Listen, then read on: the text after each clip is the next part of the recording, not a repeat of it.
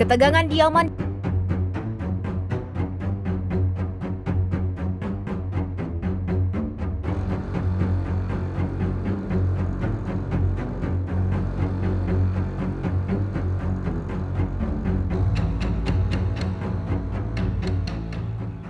Ketegangan di Yaman dilaporkan semakin meningkat menyusul perluasan operasi militer Amerika Serikat ke wilayah utara dan barat negara tersebut.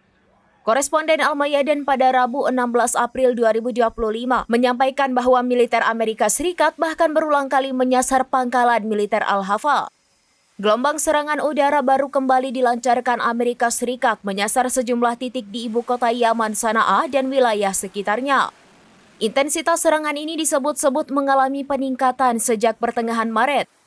Menurut laporan koresponden Al-Mayadin, jet tempur Amerika Serikat tercatat melakukan 14 kali serangan udara di kawasan Al-Hafa yang terletak di distrik Al-Saben, Sanaa. Situasi udara di atas ibu kota dilaporkan terus dipantau oleh pesawat-pesawat tersebut sepanjang hari. Selain membombardir Al-Hafa, pasukan Amerika Serikat juga melancarkan 3 serangan di distrik Bani Hushaish serta melakukan pengeboman di distrik Manakah yang juga berada di Sanaa. Tragisnya seorang warga sipil dilaporkan kehilangan nyawa akibat serangan yang menyasar lingkungan permukiman Al-Nahda di distrik Al-Taurah, ibu kota Yaman. Lebih jauh ke arah utara, agresi udara Amerika Serikat juga menjangkau Al-Hazm yang merupakan pusat administratif Provinsi Al-Jauf di bagian timur Laut Yaman.